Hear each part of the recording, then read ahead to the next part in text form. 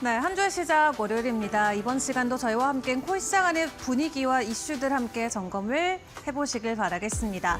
자, 뉴욕 증시 지난주에 결국 사상 최고치 랠리를 다시 한번 펼쳐냈습니다. 다만 코인 시장은 비트코인이 10만 8천 달러에 지속적으로 저항에 맞닿으면서 추가적인 가격 상승을 시원하게 보여주진 못하고 있는 상황인데요.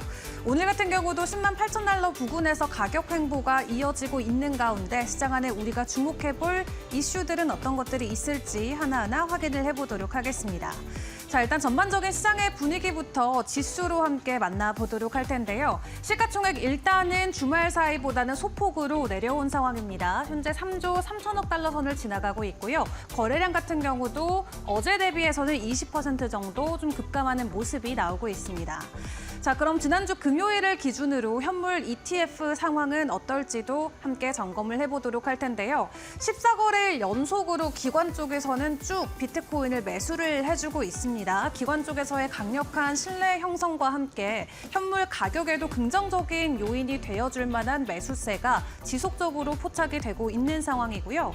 기관들의 현물 ETF 매수 유입에도 불구하고 그럼에도 비트코인의 고점 돌파는 아직까지는 나오고 있지 않은 상황이죠. 현재 시각 기준으로 주요 종목들의 가격 동향도 함께 점검을 해보도록 할 텐데요. 비트코인 오늘 오전 시간으로 10만 8천 달러 선까지 올라갔다가 현재는 10만 7,600달러 선을 지나가고 있습니다. 최근에 단기 보유자들의 매도세가 지속적으로 나왔다라는 내용 지난주에 함께 확인해 본 바가 있었는데요. 이 주말 사이에는 비트코인의 고래들 그리고 장기 보유자들도 이 매도에 함께 가담을 하면서 추가적인 가격 상승이 현재는 나오고 있지는 않습니다.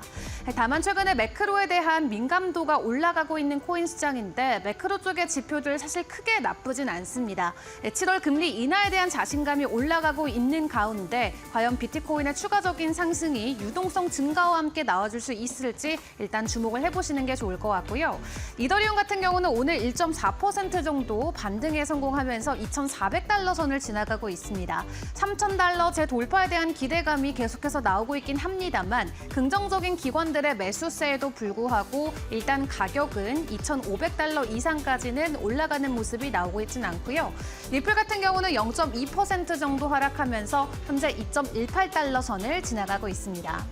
자, 그 외 종목들의 동향들도 좀 파악을 해보도록 할 텐데요. 주요 종목들 일단은 혼조세로 진행이 되고 있죠. 도지코인과 에이다는 소폭의 상승을 보이고 있는 반면에 BNB나 솔라나 그리고 트론 같은 경우는 현재 지수 하락이 나오고 있습니다. 다만 강력한 상승이나 하락에 대한 방향성이 나오고 있지 않기 때문에 이번 주도 이 미국 증시에서 나오는 주요 경제 지표들을 주목을 하시면서 비트코인의 신고가 돌파 여부를 지켜보시는 게 굉장히 중요할 것 같은데요. 미증시가 먼저 신고가를 돌파를 해줬기 때문에 그 유동성에 대한 긍정적인 흐름이 코인 시장까지 올 수 있다라는 가능성 일단 계속 나오고 있긴 합니다.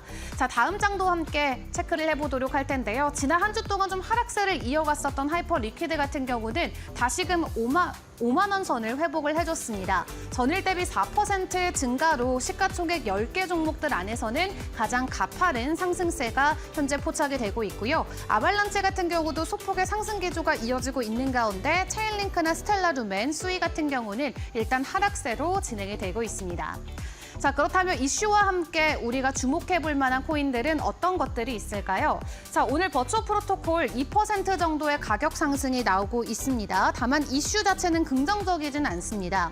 이 패러다임 캐피털이 242만 달러어치의 버추어 프로토콜을 거래소로 입금했다는 소식이 전해졌는데 보통은 매도에 대한 사인으로 풀어볼 수가 있기 때문에 시장에는 하방의 압력이 강해지죠. 다만 현재 가격은 2% 정도 반등 흐름이고요.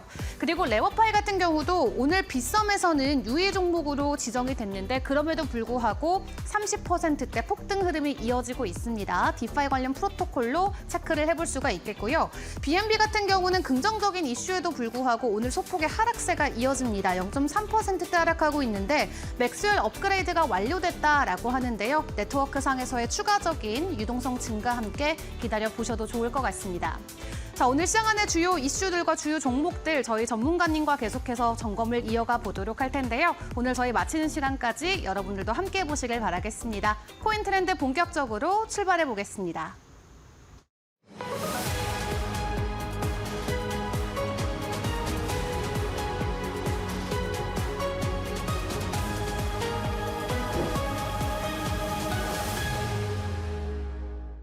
코인 이슈 브리핑으로 이어가 보도록 할 텐데요. 김민경 캐스터와 체크해 보겠습니다.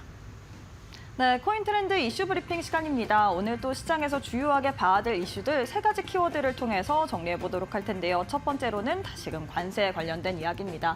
트럼프양 관세 전쟁 지금 7월 9일에 또 어떻게 보면 유예에 대한 기한이 지금 얼마 남지 않은 상황입니다. 이를 두고서 미국 측에서도 계속해서 여러 가지 내용들이 나오고 있는데 관련된 부분 중에서 어떤 부분을 좀 중점적으로 봐야 될지 살펴보도록 하겠고요. 다음 키워드는 XRP 관련된 소식입니다. 지금 XRP 소송이 사실상 종결될 가능성이 커지고 있는 상황이죠. 지금 리플의 이 갈링하우스 CEO 같은 경우에 교차 항소를 철회했다라는 소식이 들려왔는데 어떻게 또 상황들이 진행되고 있는지 살펴보도록 하겠습니다. 마지막으로는 이번 주 이 중요한 이 일정 관련돼서 살펴보도록 하겠습니다. 워낙에 경제 지표라든지 혹은 주요 인사들의 발언으로 인해서 코인 시장 또한 움직일 수 있기 때문에 어떤 부분들을 집중적으로 봐야 될지 또 짚어보도록 할게요. 그럼 첫 번째 이슈부터 자세하게 만나보도록 할게요. 지금 7월 9일 어떻게 보면 관세에 대한 데드라인이 얼마 남지 않은 상황입니다. 이를 두고서 지금 시장에서는 관세 관련된 부분에 좀 집중을 하고 있는 상황인데요. 미국 내에서 트럼프 미국 대통령은 또 굉장히 강하게 발언을 했습니다. 모든 국가에 관세 서한을 보낼 것이다. 최대 50%까지 보낼 것이다. 라고 이야기를 했죠. 지금 제휴의 가능성에 대해서는 일축하는 발언을 했는데 다만 베센트 미국 재무장관 같은 경우에는 좀 다른 이야기를 했습니다. 어떻게 보면 지금 노동절까지 그러니까 9월 1일까지는 관세 유예에 대한 가능성에 대해서 좀 발언을 했는데 미국 내에서도 좀 여러 가지 입장이 다른 상황이거든요. 관세 관련해서 이전에 4월 달에 이야기가 있었을 때 시장이 큰 폭으로 출렁임이 있었기 때문에 이번에 관세 관련돼서 어떻게 합의되는지 그리고 나오는 발언들 계속해서 집중해서 보시는 게 중요할 것 같습니다.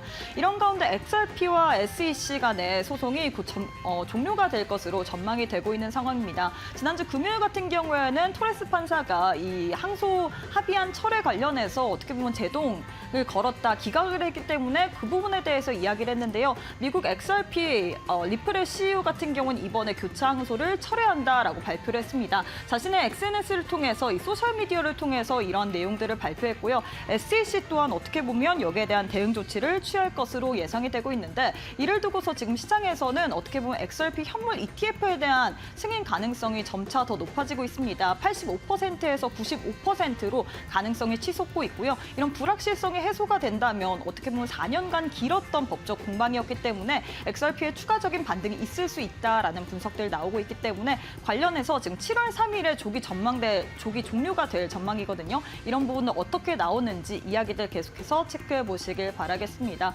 마지막으로는 주요 일정들 살펴보도록 하겠습니다. 이번 주 우리가 좀 봐야 될 이슈가 FOMC 회의 7월 달에 지금 시장에서는 어떻게 보면 금리 동결에 대해서 전망을 하고 있지만 금리 인하에 대한 가능성 점차 높아지고 있는 상황입니다. 이런 가운데 트럼프 미국 대통령은 금리 인하를 하기 위해서 어떻게 보면 그림자 의장, 파월의 후임자까지도 이야기를 한 상황인데 그렇기 때문에 파월의 발언이 좀 중요하겠죠. 6월 30일 한국 시간 기준으로 일단 보스틱 연설이 있고요. 뿐만 아니라 7월 1일에 제롬 파월 연준 의장의 발언이 있을 예정입니다. 뿐만 아니라 7월 1일, 7월 3일, 7월 계속해서 좀 고용 지표 관련된 이야기가 있죠. 연준이 지금 어떻게 보면 물가를 내리지 못하는 부분, 연준이 많이 보는 부분이 고용과 물가 두 가지이기 때문에 고용 지표 그리고 ISM PMI가 어떻게 나오는지에 따라서 다시금 금리 인하에 대한 가능성 혹은 동결에 대한 가능성이 이렇게 좀 달라질 수 있기 때문에 이런 경제 지표들 보시면서 투자 전략 세워가시길 바라겠습니다.